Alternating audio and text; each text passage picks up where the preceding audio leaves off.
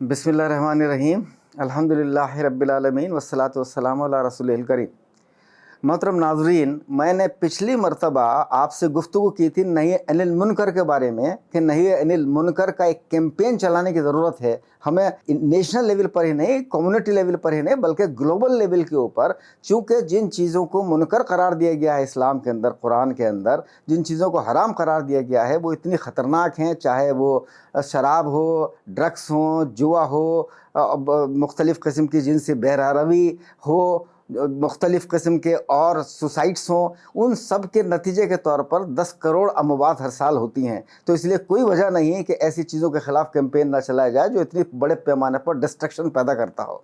आज मैं आपको ये वाज़ेह करना चाहता हूँ कि आखिर जब ये चीज़ें इतनी ख़तरनाक हैं तो क्या वजह है कि इन चीज़ों को पूरे वर्ल्ड के लेवल पर इस तरीके से उनको बढ़ावा दिया जा रहा है और उनके ख़िलाफ़ कोई किसी किस्म की कार्रवाई ना इंटरनेशनल ऑर्गेनाइजेशंस करती हैं, ना कंट्री लेवल के ऊपर करती है। उसकी मैं असल बुनियाद पर आज जाना चाहता हूँ आपको, और मैं आपको फ्रीडम ऑफ चॉइस का कॉन्सेप्ट जो बहुत पिछले दिनों बहुत बढ़ा चढ़ाकर पेश किया गया दुनिया के अंदर कि जैसे फ्रीडम ऑफ चॉइस से बढ़कर कोई दूसरा फार्मूला नहीं हो सकता, कोई दूसरा राइट नहीं हो सकता, तो उसके बारे में मैं आपको बता देना चाहता हूँ।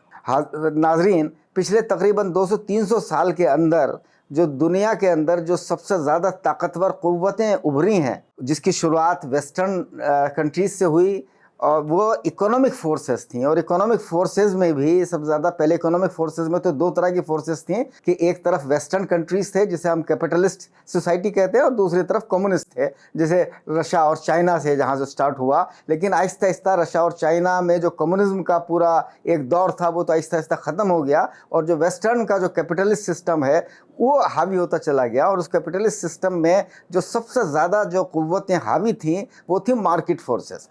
और मार्केट फोर्सेस के नज़दीक हर चीज़ एक तिजारत है, चाहे वो इंसान की अच्छाई हो, चाहे इंसान की ज़रूरत हो, चाहे इंसान की कमियां और कमज़ोरियां हो, वो हर चीज़ को तिजारत के नुक्ता नज़र से देखते हैं। जिस चीज़ में भी उन्हें तिजारत का फ़ायदा नज़र आता है उस चीज़ को वो आगे बढ़ाने लगते हैं। और उसी नतीजे के तौर पर एक कॉन्सेप्ट पूरा जो मैंने अपनी किताब the devil of economic fundamentalism जो 1998 में शाये हुई थी, उसके अंदर एक इकोनॉमिक फंडामेंटलिज्म का पूरा कॉन्सेप्ट दिया था कि बहुत पहले शोर मशतरा के दुनिया में रिलीजियस फंडामेंटलिज्म फैल रहा है, दुनिया में अलग अलग तरह के, लेकिन जो सबसे ख़तरनाक फंडामेंटलिज्म अगर दुनिया के अंदर कोई फैला है वो है इकोनॉमिक फंडामेंटलिज्म। यानी इसका मतलब ये है कि इकोनॉमिक्स की सुप्रीमेसी होगी। हर चीज़ बाज़ार तय करेगा क्या अच्छा है और क्या बुरा है, और बाज़ार की क़ुव्वतें हावी रहेंगी, वो डिसाइड करेंगी कि क्या अच्छा और क्या बुरा है और किस तरीके का हमारे डिफरेंट सिस्टम्स होंगे। चुनाचे इन जो इकोनॉमिक फोर्सेस की जो क़ुव्वतें थीं उन्होंने एक बड़ा बतदरीज एक पूरा निज़ाम सेट किया। उन्होंने एक ऐसा पॉलिटिकल सिस्टम कायम किया जिसको कहा तो डेमोक्रेसी किया, लेकिन हकीकत में वो कॉर्पोरेटोक्रेसी है। यानी डेमोक्रेसी तो कहते हैं government of the people, for the people and by the people, लेकिन ये हकीकत में कॉर्पोरेटोक्रेसी बन गया, यानी government of the corporate run by the agents of the corporate and for the corporate. तो ये उन्होंने रिलीजन को बिल्कुल साइडलाइन कर दिया, चूँकि रिलीजन के अंदर जो अल्लाह से खौफ का और जो मॉरलिटी का जो तसव्वुर है वो उनके रास्ते की बहुत बड़ी रुकावट था। चूँकि रिलीजन जिन चीज़ों को बढ़ावा देता है वो उनकी जो बाज़ारी क़ुव्वतें थी उनके लिए वो रुकावट का सबब बन रहा था। इसलिए उन्होंने रिलीजन को साइडलाइन करने की कोशिश की और एक सेक्युलरिज्म का एक नज़रिए को आगे बढ़ाया। सेक्युलरिज्म भी 2 तरह का, एक सेक्युलरिज्म तो हिंदुस्तान में है कि जहाँ पर मज़हब को इम्पोर्टेंस दी जाती है, लेकिन जो वेस्टर्न सेक्युलरिज्म है उसमें मज़हब का बिल्कुल नेगेशन होता है। उसके अलावा उन्होंने समाजी सोशल सिस्टम के ऊपर फैमिली सिस्टम को डिसइंटीग्रेट किया और ये कहा कि जिनसी ताल्लुकात के लिए किसी किस्म की कोई हुदूद की ज़रूरत नहीं है, किसी मैरिज की ज़रूरत नहीं है, उसकी ज़रूरत नहीं है, जिसका जो दिल चाहे वो करे। और इस पूरे कॉन्सेप्ट को उन्होंने फ्रीडम ऑफ चॉइस का नाम दिया। यानी ये इंसान की अपनी मर्ज़ी है कि वो क्या करता है क्या नहीं करता, किसी दूसरे को हक़ हासिल नहीं है कि वो इसे बताए कि ये अच्छा है ये बुरा है। इस कॉन्सेप्ट के तहत उन्होंने फ्रीडम ऑफ चॉइस का कॉन्सेप्ट क्रिएट किया, जिसके नतीजे के तौर पर उन्होंने हर चीज़ को जायज़ कर दिया, हर चीज़ को बढ़ावा दिया। उन्होंने सबसे ज़्यादा अल्कोहल, चूँकि उन्हें लगता था कि अल्कोहल बहुत बड़ी मार्केट बन सकती है, तो अल्कोहल को उन्होंने खूब उसको एक फैशन बना दिया कि हर पार्टी के अंदर अल्कोहल सर्व होगी, हर जगह बड़े बड़े होटल्स में अल्कोहल सर्व होगी। तो वो सारा का सारा पूरा एक अल्कोहल को सर्व करने का पूरा निज़ाम हुआ। उसी के साथ साथ ड्रग्स की मार्केट बहुत डेवलप होती चली गई। उसी के साथ साथ यहाँ तक कि जुआ को भी एक बहुत बड़ी मार्केट बना दिया गया, और फिर सेक्स को कमर्शलाइजेशन, जिसे मैं कहता हूँ कमर्शलाइजेशन ऑफ ह्यूमन वीकनेसेस, यानी इंसानी कमजोरियों को कमर्शलाइज करना। उसके नतीजे के तौर पर उन्होंने सेक्स को भी बहुत बड़े लेवल पर कमर्शलाइज किया। प्रोस्टिट्यूशन दुनिया के अंदर चारों तरफ फैल गया, और उसको जो है एक माना गया, उसको प्रोस्टिट्यूट नहीं कहते वो, बल्कि वो कहते हैं कि सेक्स वर्कर, यानी ये वो भी एक किस्म का काम है। उन्होंने इसको भी ऐसे पेश किया कि एक किस्म का जैसे एम्प्लॉयमेंट जैसे और लोग काम करते हैं, इसी तरीके का एक काम ये है। और उन्होंने तमाम जितनी भी जिनसी बहरावी से जुड़ी जितने भी उसकी शक्लें हैं, उन सबको एक मार्केट की शक्लें दे दी। पोर्नोग्राफी बढ़ गई, होमोसेक्सुअलिटी बढ़ गई, प्रोमिस्क्यूटी बेइंतहा बढ़ गई। तो वो सारी चीज़ें उनको, चूँकि उन चीज़ों से उनकी बहुत बड़ी मार्केट सर्व हो रही थी, इसलिए उसको आगे बढ़ गई। लेकिन उसके नतीजे के तौर पर दुनिया में तमाम, यानी चूँकि उन्होंने वेपन्स को भी कमर्शलाइज किया। Switzerland proves that there is no need for more gun rules. Gun is the #1 cause of death among children in the United States, yet we don't have the will to stop it. Switzerland has the lowest crime rate in Europe. That's all we have at this point. God and our gun. Weapons के बाद में उन्होंने पूरे crimes को भी commercialise कर दिया। बड़े बड़े माफिया गिरोह डेवलप हो गए जो खूब मर्डर्स कराते हैं। उसके बाद में एक लिटिगेशन का भी उन्होंने ऐसा प्रोसेस कर दिया कि जिसमें खूब, जब एक मामूली भी अगर कोई वाक़या हो जाता है तो 10-20 साल तक कोर्ट में चलता रहता है। खूब वकील भी कमाते हैं, पुलिस भी कमाते हैं, और उसके बाद में जेल का एक सिस्टम, प्रिजन क्रिएट कर दिया कि सब प्रिजन में जाते हैं, तो प्रिजन भी एक बहुत बड़ी इंडस्ट्री बन गया।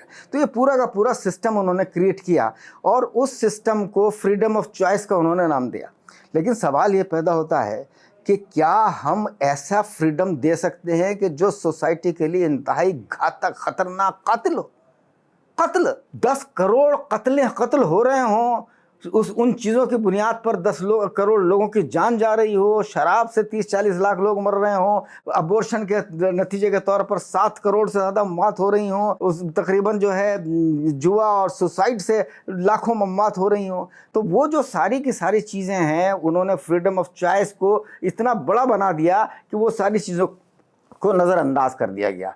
लेकिन इस्लाम की खूबी ये है कि इस्लाम में फ्रीडम ऑफ चॉइस है। इस्लाम ने बहुत सारी चॉइसेस दी हैं, लेकिन freedom of good choices only, freedom of healthy choices only, freedom of negative choices, dangerous choices वो इस्लाम नहीं देता। इसलिए इस्लाम ने 3 डायमेंशन, जैसा मैंने पहले उसमें भी बताया था आपको, कि 3 डायमेंशनल सिस्टम क्रिएट किया। Fundamental rights, fundamental duties, fundamental prohibitions. आज के कॉन्स्टिट्यूशंस में फंडामेंटल प्रोहिबिशंस को गायब कर दिया गया, क्योंकि वो फ्रीडम ऑफ चॉइस के रास्ते में सबसे बड़ी रुकावट था। तो इसलिए मुझे याद आ रहा है कि तकरीबन 2007 या 8 का बात है, एक बेंगलोर के अंदर एक कॉन्फ्रेंस के अंदर मुझे बुलाया गया था। व्हाइट फील्ड चर्च के अंदर एक कॉन्फ्रेंस थी जो international council of churches Geneva की तरफ से ऑर्गेनाइज की गई थी, और उसमें ज़्यादातर लोग बाहर के आए हुए थे, लेकिन मुझे भी इंडिया में चंद लोगों को जिनको इन्वाइट किया गया था, मुझे भी एक टॉक के लिए इन्वाइट किया गया था। और उसमें मैंने उसी इकोनॉमिक फंडामेंटलिज्म का कॉन्सेप्ट और किस तरीके से मज़ाहिब को उसके ख़िलाफ़ इकट्ठा होना चाहिए, उस पर मेरी एक टॉक थी। तो मेरी टॉक के बाद में एक लड़की जो यूरोप से आई थी, वो खड़ी हुई और उसने मुझसे सवाल किया कि साहब ये बताइए आप कि हम किसी होटल में जाते हैं, रात को खाना खाते हैं, खाना हम खा रहे होते हैं कि एकदम अचानक स्टेज के ऊपर बड़ी म्यूज़िक बजनी शुरू होती है, एक लड़की अपीयर होती है, और उसके बाद एक के बाद एक अपने कपड़े उतारना शुरू कर देती है, और उसके बाद में लोग खूब झूम रहे होते हैं। तो हम चूँकि क्रिश्चियन हैं, हमें ये बात बहुत बुरी लगती है, लेकिन वो उसकी फ्रीडम ऑफ चॉइस है, उसका फ्रीडम है, इसको हम रोक कैसे सकते हैं? तो मैंने उससे कहा, मैंने कहा देखिए, मैं आपको इसका जवाब देता हूँ कि अगर मिसाल के तौर पर एक फैमिली बैठी है, फैमिली रहती है एक साथ, वो नाश्ते के अंदर सब इकट्ठे होकर नाश्ता करते हैं, नाश्ते की टेबल पर ये तो मेरे समझ में आता है कि साहब चाय भी है और कॉफ़ी भी है और दूध भी है और मैंगोज़ भी रखे हैं और मुख्तलिफ़ किस्म के फ्रूट्स रखे हैं, एप्पल्स रखे हैं, लेकिन अगर उन्हीं के बीच में चरस भी रखा है और गांजा भी रखा है और वाइन भी रखी है, और तो क्या इसको आप, उसमें बच्चे भी शामिल हैं, तो क्या इसको आप फ्रीडम ऑफ चॉइस कहेंगे? इससे ज़्यादा ख़तरनाक कॉन्सेप्ट कोई नहीं हो सकता। तो इसलिए freedom of choice is a very essential concept, लेकिन freedom of good healthy choices only, freedom of dangerous choices हम नहीं कर सकते। और मज़ेदार लुत्फ़ की बात यह है कि जब मार्केट फोर्सेस उन्हीं जगहों पर चॉइसेस की बात करती है जहाँ पर उनको उस फ्रीडम का फ़ायदा हो, जहाँ उसको फ़ायदा ना हो वहाँ फ्रीडम को भूल जाते हैं वो। آپ سڑک پر اگر آپ سڑک پر چل رہے ہیں، چونکہ پورا روڈ کا سسٹم انہوں نے کریٹ کیا ہے، آپ کو اگر لیفٹ میں جانا ہے، جیسے انڈیا میں لیفٹ میں اور کچھ کنٹریز میں رائٹ میں ہوتا ہے، تو اگر آپ اس کے بجائے لیفٹ کے بجائے رائٹ میں ڈرائیو کریں تو فوراً آپ کو جیل کے اندر بند کر دیا جائے گا۔ اگر آپ سیٹ بیلٹ نہیں باندھیں گے تو آپ کے اوپر فوراً کارروائی ہو جائے گی۔ وہاں پر فریڈم آف چوائس نہیں آتا، کوئی کہنے لگے کہ صاحب میری مرضی ہے میں رائٹ چلوں کہ لیفٹ چلوں، میری مرضی ہے کہ میں بیلٹ باندھوں کہ نہ بیلٹ باندھوں۔ لطف کی بات اور دیکھیے کہ یورپ کے اندر اگر تقریباً جو وہاں پر ایک ایڈلٹ ایج ہے کہ شادی کی ایج مثال کے طور پر اگر 21 ہے، 21 سال سے پہلے اگر کسی نے شادی کر لی تو وہ جیل کے اندر بند ہے، لیکن اگر وہ ناجائز تعلقات وہ 10 سے رکھتا ہے، 15 سے رکھتا ہے تو اس کے اوپر کوئی کارروائی نہیں ہو سکتی۔ تو وہ شادی کرنا فریڈم آف چوائس میں شامل نہیں ہے۔ اسی طریقے سے اگر کوئی شخص ایک کے علاوہ دوسری شادی کر لیتا ہے تو وہ بھی اس کے اوپر قانونی کارروائی ہو جائے گی، جیل کے اندر بند ہو جائے گا۔ لیکن اگر وہ ایک ہی وقت میں بغیر شادی کے 10 عورتوں کے ساتھ تعلق رکھ رہا ہے یا عورتیں 10 مردوں کے ساتھ رکھ رہی ہیں تو اس کے اوپر کوئی کارروائی نہیں ہے۔ تو یہ پورا کا پورا ان کا پورا جو سسٹم ہے، اور اس سسٹم کے طور پر ٹریلینز آف ڈالرز کا بزنس وہ کرتے ہیں، یہ بڑا خطرناک کانسیپٹ ہے۔ اس لیے ہمیں جب ہم نہیں علی المنکر کی بات کریں گے اور اس کو آگے بڑھائیں گے تو اس کانسیپٹ کو ہمیں بڑا سمجھنا ضروری ہے۔ اور اس کانسیپٹ کو آگے بڑھانے کے لیے انہوں نے ایک پارٹ کا انہوں نے ایک پورا پروسیجر تیار کیا ہے۔ جب کسی چیز کو جب ان کو یہ لگتا ہے کہ یہ ایک برائی ہے لیکن اس کو ہم بڑے لیول پر کمرشلائز کر سکتے ہیں تو وہ اس کا ایک طریقہ اختیار کرتے ہیں۔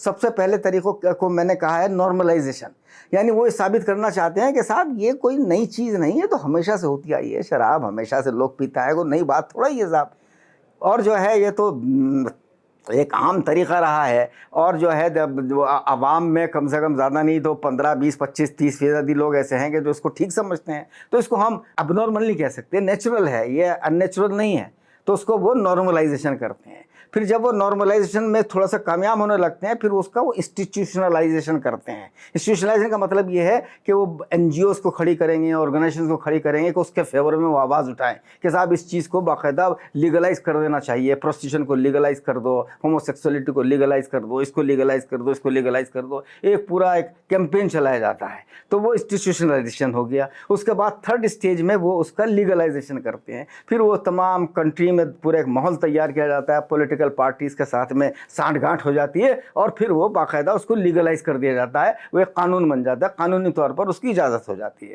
اور جب قانونی طور پر اجازت ہو گئی پھر مارکیٹ کے لیے بڑا آسان راستہ ہو جاتا ہے، وہ اس کو بڑے پیمانے پر مارکیٹنگ کرتے ہیں۔ یہ طریقہ انہوں نے 4 پرونگڈ ایک طریقہ اختیار کیا ہے، جس کے نتیجے کے طور پر دنیا میں تمام یہ ساری چیزیں جو ہیں انتہائی درجے پر پہنچ چکی ہیں اور ان کے انتہائی خطرناک نتیجے نکل رہے ہیں۔ دیکھیے جہاں تک اسلام کی بات ہے، جیسے میں نے پہلے کہا کہ اسلام میں اللہ نے ایسا قانون بنایا، ایسی چیزیں بنائیں کہ جو انسان کی بقا، انسان کی فلاح، انسان کی صحت کو مضبوط کرنے کے لیے ہے، دنیا میں امن اور سلامتی قائم کرنے کے لیے ہے۔ اور جو یہ کام کرے گا اسے اللہ نے آخرت میں بھی وعدہ کیا کہ اگر دنیا میں، چونکہ دنیا میں اگر کسی وجہ سے اس کو نقصان بھی ہوا، چونکہ باقی سارے لوگ ساتھ نہیں دے رہے ہیں، تو اس کو اللہ میاں اس کا اجر پورے آخرت میں دے گا۔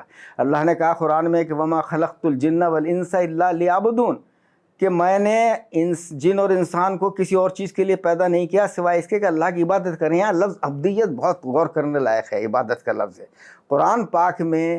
یہ لفظ یعبدون کا لفظ، عبدیت کا لفظ صرف جن اور انسان کے لیے استعمال ہوا ہے۔ باقی ساری چیزیں وَلِلَّهِ يَسْجُدُ مَا فِي السَّمَاوَاتِ وَالْأَرْضِ، ہر چیز سجدہ بھی اللہ کو کرتی ہیں، یسبح للہ ما فی السماوات والارض، تسبیح بھی کرتی ہیں، فرشتے تقدیس بھی کرتے ہیں، نحمد و حمد بھی الحمدللہ رب العالمین، ہر جگہ حمد بھی جاری ہے۔